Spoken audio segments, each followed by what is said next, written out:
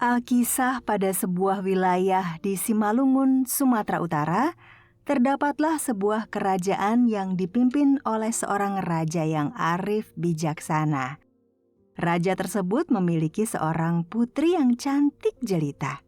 Saking cantiknya, kabar mengenai kecantikan sang putri kemudian menyebar hingga ke seluruh pelosok negeri hingga terdengar ke telinga seorang raja muda yang memerintah di sebuah kerajaan lain yang letaknya tidak jauh dari kerajaan ayahanda sang putri. Mendengar kabar mengenai kecantikan sang putri, si raja muda yang tampan itu berniat melamar sang putri. Raja kemudian mengumpulkan para penasihat kerajaan untuk memusyawarahkan keinginannya tersebut. "Wahai para penasehatku, apakah kalian sudah mendengar berita kecantikan putri itu?" tanya sang raja kepada penasehatnya. "Sudah, Baginda," jawab mereka. "Menurut kalian, jika sang putri cantik itu aku jadikan sebagai permaisuri, bagaimana?" Sang raja kembali bertanya. "Hamba setuju, Baginda," jawab salah seorang penasehat. "Benar, Baginda. Hamba kira Anda dan putri itu adalah pasangan yang sangat serasi. Baginda adalah seorang raja muda yang tampan, sedangkan sang putri merupakan seorang gadis yang cantik jelita." Tambah seorang penasehat. "Baiklah kalau begitu, segera siapkan segala keperluan untuk meminang sang putri," perintah sang raja. Siap, Baginda," jawab seluruh penasehat serentak. Tanpa menunggu waktu lama, keesokan harinya tampak rombongan utusan raja muda meninggalkan istana menuju ke kerajaan tempat tinggal sang putri. Sesampainya di sana, mereka disambut dan dijamu dengan baik oleh ayah sang putri. Usai perjamuan, utusan sang raja muda pun menyampaikan maksud kedatangan mereka. "Ampun, Baginda. Maksud kedatangan kami ke sini adalah hendak menyampaikan pinangan raja kami," kata salah seorang utusan yang bertindak sebagai juru bicara. "Kami menerima pinangan raja kalian dengan senang hati, karena kedua kerajaan akan bersatu untuk mewujudkan masyarakat yang makmur, damai, dan sejahtera." Begitu jawab sang raja. "Kami ucapkan terima kasih, Baginda. Berita bahagia ini akan segera kami sampaikan kepada raja muda kami. Akan tetapi, raja kami berpesan bahwa jika lamaran ini diterima, pernikahan akan dilangsungkan 2 bulan mendatang, Baginda." Ujar utusan tersebut. "Oh, kenapa begitu lama?" Tanya sang raja tidak sabar. "Ampun, Baginda. Raja kami ingin pernikahannya dilangsungkan secara besar-besaran." Jawab utusan itu. "Baiklah kalau begitu, kami siap menunggu." Jawab sang raja. Setelah itu, utusan raja muda berpamitan kepada sang raja untuk kembali ke negeri mereka. Setibanya di sana, para utusan itu kemudian segera melaporkan berita gembira itu kepada raja mereka. Raja muda sangat gembira mendengar kabar itu. "Kalau begitu, mulai saat ini kita harus menyiapkan segala keperluan untuk upacara pernikahan itu," seru raja muda. "Siap, baik, Baginda. Segera kami kerjakan," jawab seorang utusan.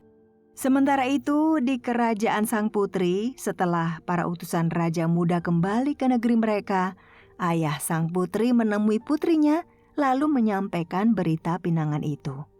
"Wahai putriku, tahukah engkau maksud kedatangan para utusan kerajaan tetangga tadi?" Tanya sang raja kepada putrinya.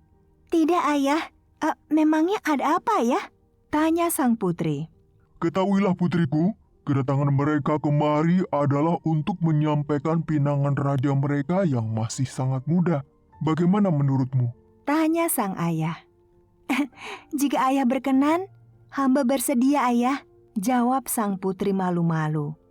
"Ayah sangat bangga memiliki putri yang cantik dan penurut sepertimu, wahai putriku," sanjung sang raja. Sebelum menutup percakapan, sang ayah berpesan pada putrinya. "Putriku, jagalah dirimu baik-baik ya. Jangan sampai terjadi sesuatu apapun yang bisa membatalkan pernikahanmu." Tambah sang raja. "Baik, ayah," jawab sang putri. Menjelang hari pernikahannya, Sebagaimana biasa di pagi hari, sang putri pergi mandi ditemani beberapa orang dayangnya ke sebuah kolam pemandian yang berada di belakang istana. Di pinggir kolam pemandian tersebut, terdapat sebuah batu besar untuk tempat duduk sang putri. Usai berganti pakaian, sang putri segera masuk ke dalam kolam, berendam sejenak untuk menyejukkan sekujur tubuhnya. Setelah beberapa saat berendam, sang putri duduk lagi di atas batu di tepian kolam.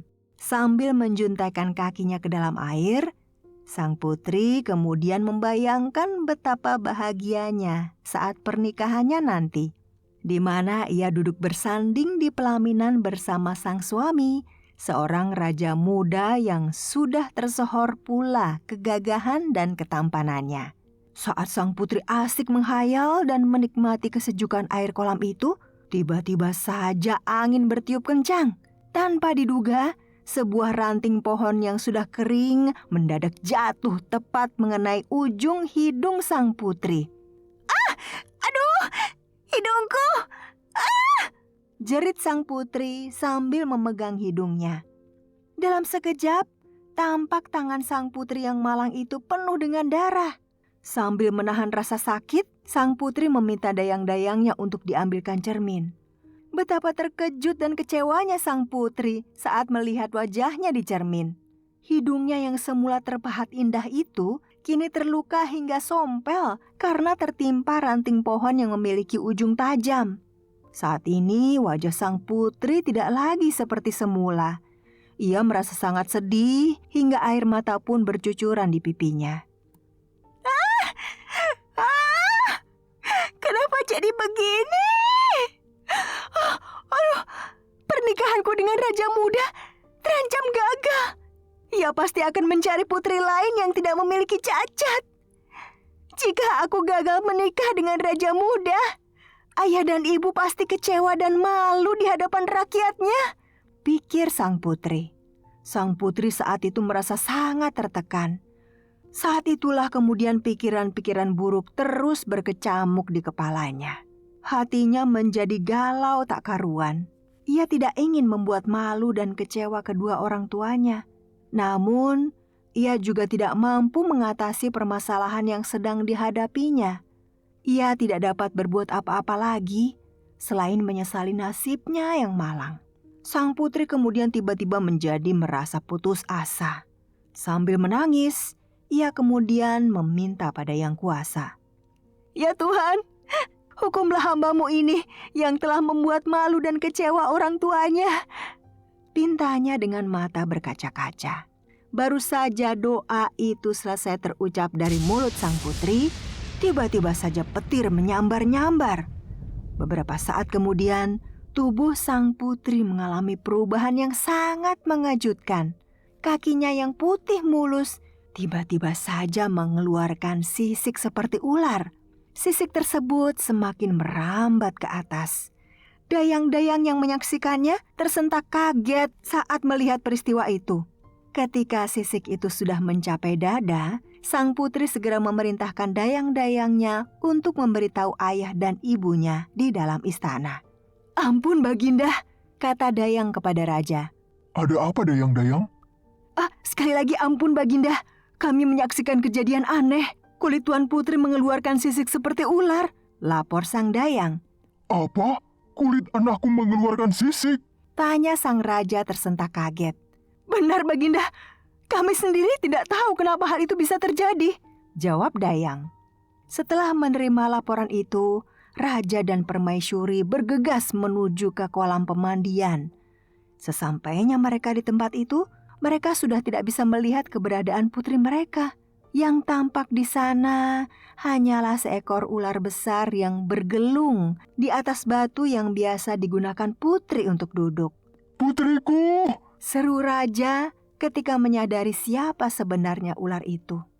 Ular itu hanya bisa menggerakkan kepala dan menjulurkan lidahnya dengan tatapan mata sayu. Seolah ia ingin sekali berbicara, namun tak satupun kata yang bisa terucap dari mulutnya.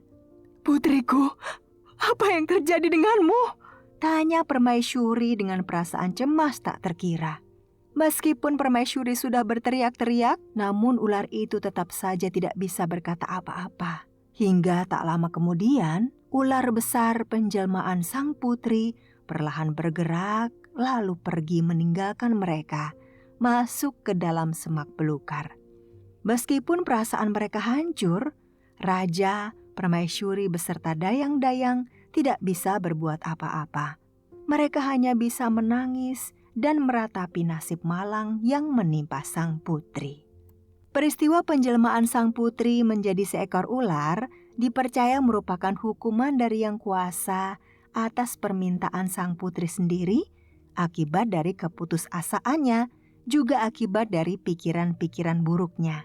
Andai kata sang putri tidak berputus harapan dan berhati-hati dengan ucapannya, mungkin semua itu tidak akan pernah terjadi. Tetap semangat, jangan putus harapan, dan selalu berpikir positif ya teman-teman. Itu tadi legenda Putri Ular dari Sumatera Utara. Kalau kalian suka dengan kisah ini, klik like dan berikan komentar kalian ya. Jangan lupa juga untuk subscribe dan follow Cerita Gantari. Sampai jumpa pada kisah-kisah selanjutnya. Terima kasih banyak teman-teman.